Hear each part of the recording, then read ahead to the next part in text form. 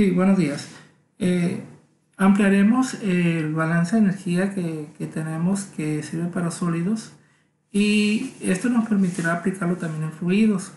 ¿Qué diferencia un sólido de un fluido? Pues es específicamente eso, ¿no? La fluidez que tienen estos materiales, ¿no? Su movilidad molecular. En un sólido, pues la transferencia de calor básicamente se da por diferentes modos de vibración de los elementos o átomos que lo componen, mientras que en un fluido tiene una característica más interesante. Sus componentes internos se pueden mover y con ellos mover la energía en forma de entalpía. Entonces estaríamos hablando de una especie de transporte de bulto. Para poder establecer este balance, he direccionado un tubo en el cual se desarrolla un campo de velocidad. He dispuesto aquí un tipo de flujo parabólico. Y bueno, este campo de velocidad es variable a lo largo del interior del ducto y lo he denotado con V flecha, ¿no? Que depende del vector posición R. Y obviamente que tengo variación de temperatura tanto a lo largo del tubo como radial al tubo. Y entonces para poder describir esto de manera generalizada estaríamos hablando del escalar T que depende del vector posición, ¿no? Bueno, hemos elegido un volumen de control de forma arbitraria, en este caso como si fuera un pequeño frijol, y lo he magnificado acá arriba. Aclaro que este frijol no es diferencial, simplemente es pequeño, y que en este frijol podemos apreciar un diferencial de superficie y un diferencial de volumen. En el diferencial de superficie he escrito el vector unitario.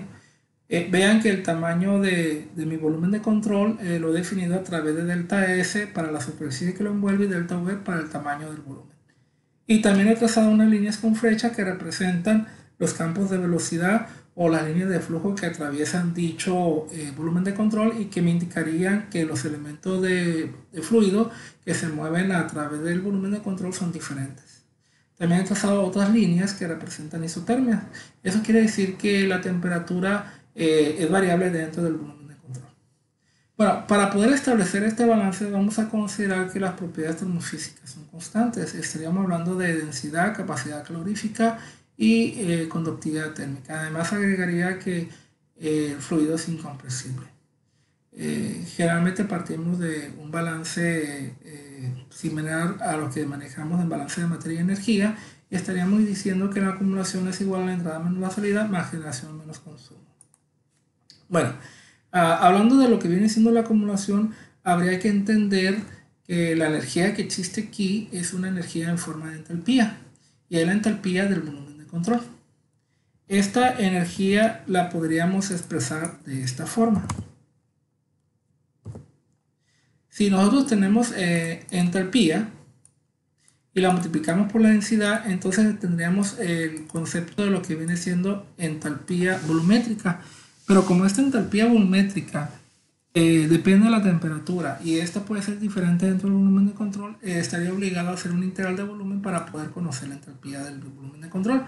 Vean que he designado el nombre de H y le he puesto delta no para indicar una diferencia, sino solamente para aclarar que es la entalpía del volumen del control. Ojo, esta es la entalpía dentro del volumen del control. Esta entalpía va a variar en el tiempo y la mejor forma de indicar esas variaciones es a través de una derivada parcial con respecto al tiempo. ¿Ok? Que es lo que presento ahora. Ok, aquí está. Entonces, la variación de la entalpía del volumen de control respecto al tiempo, podemos sustituir su equivalente, que dijimos que era un integral de volumen, y hemos dicho que el volumen de control tiene forma estática. Al tener forma estática, esto me permite intercambiar los operadores. Si el volumen de control tuviera una forma o un volumen o superficie dinámica, no podría aplicar eso, tendría que usar el teorema de transporte de Reynolds. No es el caso debido a la forma en que estoy abordando el problema. Quiere decir que esta derivada puede entrar sin ningún problema al interior de la integral. Y adicionando, puedo indicar que la densidad es constante, ¿no? Esto va a facilitar a que solamente la derivada del tiempo va a afectar a la entalpía específica. Bueno, ya tendríamos lo que viene siendo el término de acumulación. ¿Qué unidades tendría? Sería unidades de energía por unidad de tiempo, como si fuera un flujo. Bueno, Otra de las cosas que tenemos aquí viene siendo la ley de Fourier. La ley de Fourier dice que el flux de calor por conducción de un material es directamente proporcional al gradiente de temperatura, donde esta constante de proporción se denomina conductividad térmica. En este caso hemos considerado que el material es isotrópico, es decir, que la conductividad es la misma en cualquier dirección que tome. Fíjense que este flux es diferente para cada elemento de superficie del volumen de control. Y como yo desconozco el valor del campo de temperatura, mucho menos el gradiente de temperatura, estoy obligado a hacer una integral de superficie de flux de calor. Ustedes recordarán que si yo tengo un flux y lo integro, obtendré el flujo de esa propiedad. En este caso estaríamos hablando de un flux de calor. Entonces hago la integral de superficie y me genera el flujo de calor. Primero, el signo negativo es debido a lo siguiente. En la definición hemos considerado que el vector unitario apunta hacia afuera y generalmente consideramos que todo lo que entra hacia el sistema es positivo. En este caso, por definición, el vector apunta hacia afuera y aquí me estaría indicando que lo que sale es positivo. Si yo quiero respetar la forma en que he planteado el balance, que entrada es positivo y salida es negativo, pues estaría obligado a poner un signo negativo. Lo otro, este integral me da un flujo de calor debido a que Q punto es un flujo de calor. Y fíjense que aquí lo he escrito con Q punto. Y vean que uso el signo delta para indicar que es el flujo de calor de la superficie del volumen de control. Bueno, en conclusión tenemos el flujo de calor neto que atraviesa por la frontera del volumen de control y obsérvense que este es debido a efectos de conducción como si esto fuera un sólido. En análisis vectorial ampliamos mucho el concepto de lo que llamamos flux. En este caso les presento el flux volumétrico. El flux volumétrico, cuando es integrado respecto a área para ese mismo volumen, me da lo que viene siendo el caudal volumétrico. En este caso vuelvo a usar el delta como una forma de indicar el flujo volumétrico neto que atraviese la superficie. Si el fluido fuese incompresible, he de esperar que este flujo volumétrico neto debería de valer cero. Podemos ampliar este concepto a flux másico. Lo único que tendría que hacer es agregar la densidad aquí y esto me permitiría construir un nuevo tipo de flux, que es este. Entonces, si yo pongo la densidad en su interior y hago una integral, esto que denomino flux másico me genera el concepto de flujo másico de el elemento o el volumen de control que estoy trabajando. Pero fíjense que ni el flujo volumétrico ni el flujo másico del volumen de control me interesa. Lo que a mí me interesa es cuál es el flujo entálpico neto. Para poder establecer esa cantidad, pues agarro el flux másico y lo multiplico por la entalpía específica. Y obsérvense que esta cantidad a mí me va a permitir obtener el concepto de flux de entalpía. Y otra vez con el signo negativo para indicar que si entra es positivo.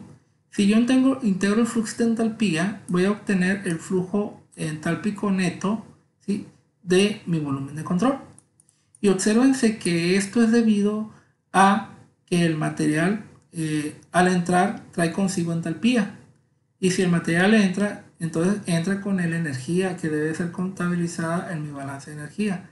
Igual, el material cuando sale del elemento o volumen de control lleva entalpía y por lo tanto lleva consigo entalpía. Entonces, como esto es equivalente a lo que uno trabaja con máquinas térmicas, ¿no?, lo que llamamos flujo entálpico del sistema. ¿Ok? Entonces tengo dos situaciones, ¿no? Tengo el flujo de calor debido a conducción y tengo flujo de energía debido a que la materia al entrar trae energía consigo, es decir, esa energía es arrastrada por la misma materia que entra y sale del volumen de control. Estas dos integrales son fenómenos diferentes. A esto le llamamos transferencia de calor molecular, mientras a esta le llamamos transferencia de calor convectiva o advectiva. Sin embargo, estas dos deben de ser contabilizadas de la misma manera.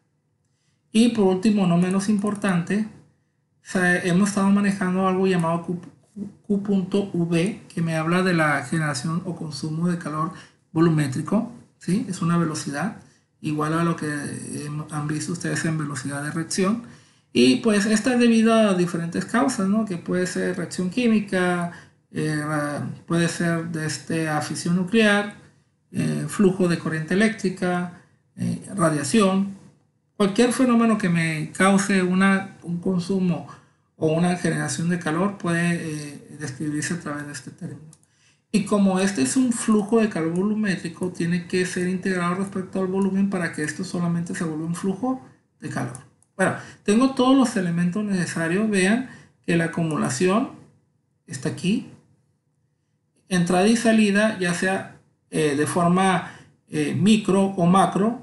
Esta sería la micro, esta sería la macro. Estas dos se contemplan, se agregan entradas y salidas. Y el último que involucra la generación menos consumo. Si yo sustituyo, tendría este balance completo. Podemos ver que me aparecen diferentes tipos de integrales. Tengo una mezcla de volumen de superficie y integrales de volumen, perdón, e integrales de superficie. Entonces, para resolver esto, puedo echar de mano un teorema llamado teorema de Gauss, que dice que la integral de superficie de un vector, si este vector es densidad de flujo, es equivalente a la integral de volumen de la divergencia de tal vector. Esto me va a permitir ir de un tipo de integral a otro tipo de integral. Vean, he aplicado este mismo concepto, ¿sí? Le aplico el teorema a la divergencia, entonces le tengo que aplicar la divergencia al vector menos q. Y está aquí. Y a esto se vuelve una integral de volumen. Y lo mismo va a pasar con este vector, ρBH, que es un vector, una densidad entálpica, de hecho, densidad de flujo entálpica. Y a este le tengo que calcular la divergencia y esto me va a permitir a volverla a una integral de volumen. Como ven acá. A esto no le hago nada, ni al término de acumulación. Aquí que podemos ver que todas las integrales son de volumen y por lo tanto se pueden acomodar en una gran integral de volumen. Aquí estaría, aquí están acomodadas. Cambié los signos pueden salir fuera de los operadores y tengo esta única integral. Como el volumen que yo elegí es arbitrario, estático pero arbitrario, si yo cambio la forma del volumen, esta integral se debe seguir cumpliendo. Entonces, la única manera que la integral se cumpla para cualquier forma que yo elija es que su integrando siempre valga 0. Entonces, me obliga a que el integrando valga 0 y ya tengo un nuevo balance de energía. Vean que este balance de energía está en términos de la entalpía y el flux de calor.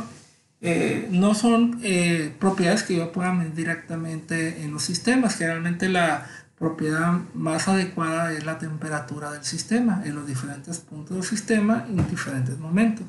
Entonces vamos a hacer una conversión que todo dependa de la temperatura. Primero agarramos la variación de la entalpía respecto al tiempo y sabemos que la entalpía específica depende de la temperatura y la temperatura puede variar en el tiempo. Entonces puedo aplicar la regla de la cadena. Entonces al aplicar la regla de la cadena estaría diciendo que la entalpía específica depende de la temperatura y es la temperatura la que varía el tiempo.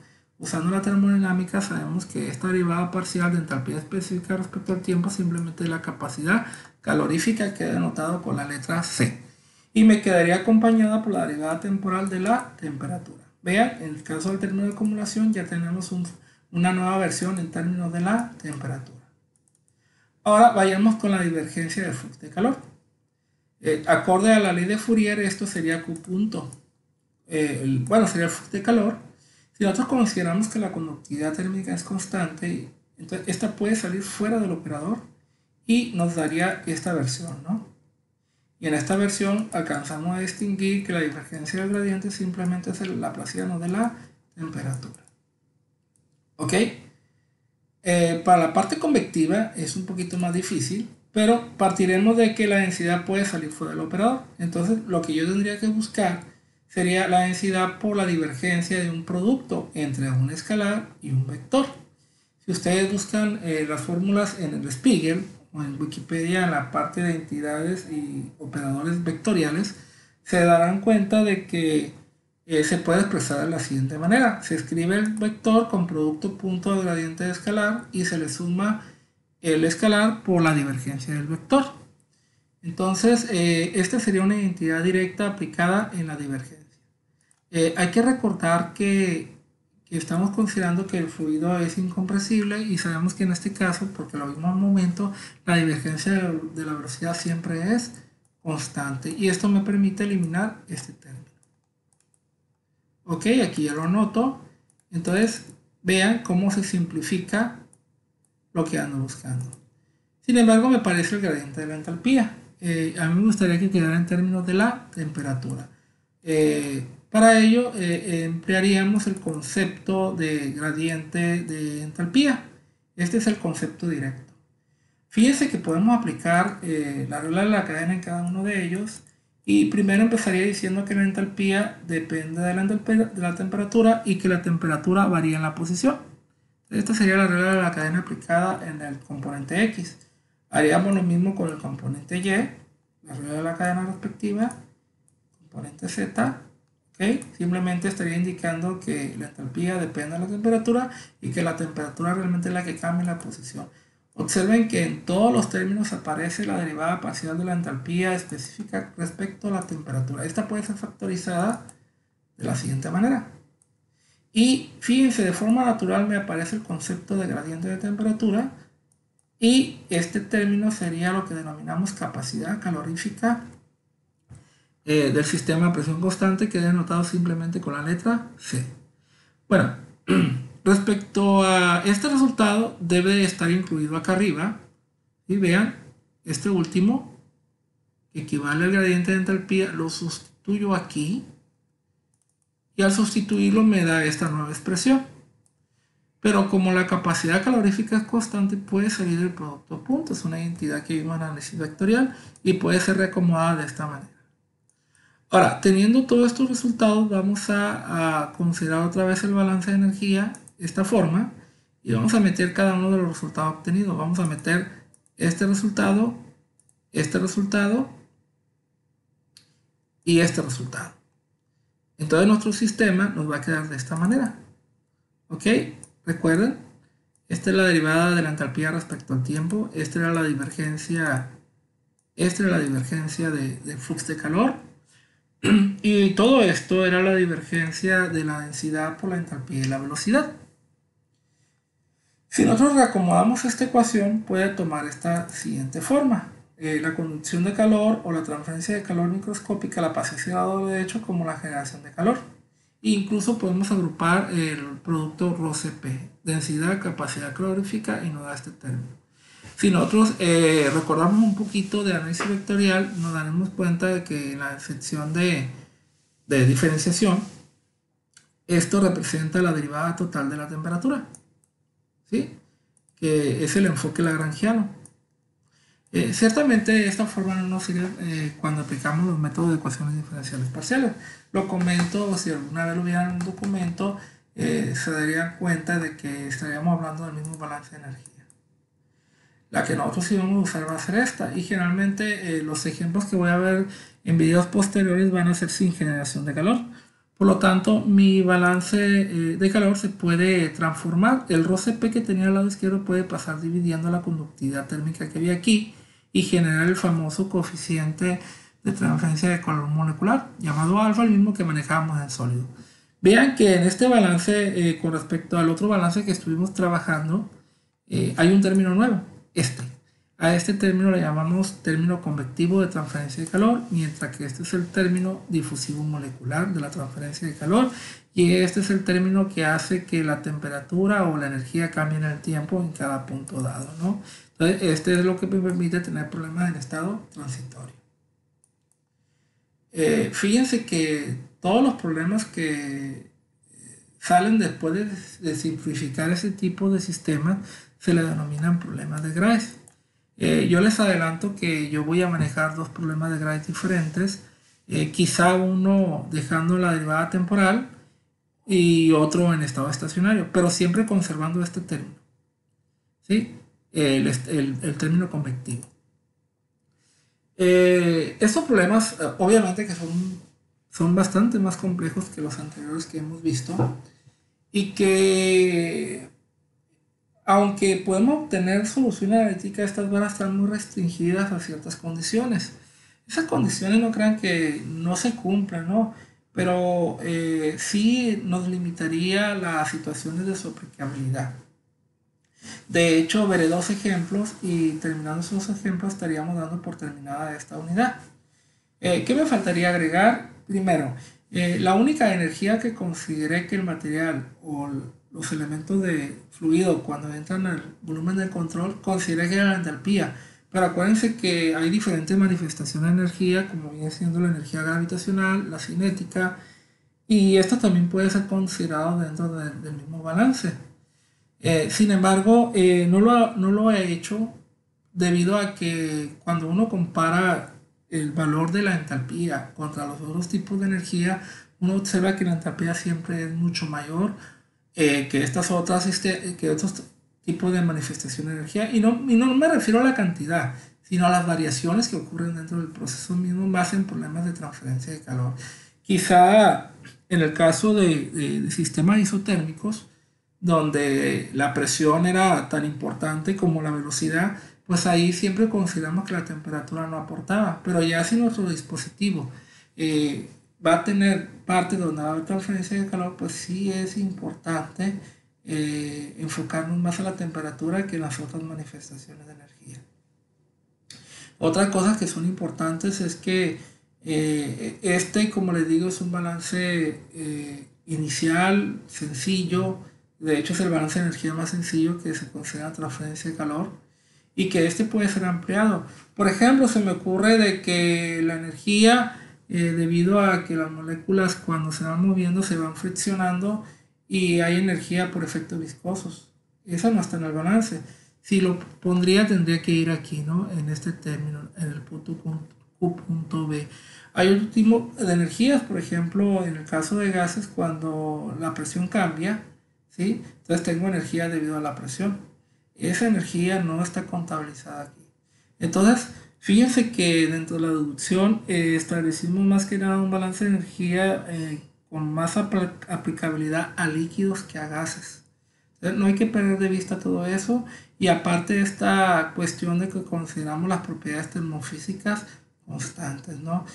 Ahí es la importancia de tomar en clases de ingeniería deducciones, ¿no? La deducción más allá de que ustedes sepan cómo es un proceso o la razón de por qué el balance, como obtuvimos, vale, más bien tiene que ver con las suposiciones. Para mí siempre ha sido esa la parte más importante.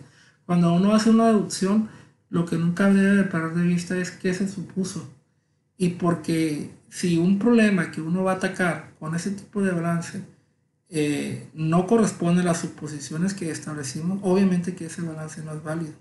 No lo podemos aplicar ahí. Entonces aquí para mí, aparte de reconocer el balance de energía en la forma que se los presento, para mí es bien importante que no olviden qué se supuso a lo largo del proceso de la deducción. Bueno, no quiero hacer el video más largo, hasta aquí lo corto y seguramente los dos ejemplos que van a ser bastante extensos vamos a tener que resolver cada ejemplo en unas 2 sesiones, ¿no? Bueno, esto sería todo.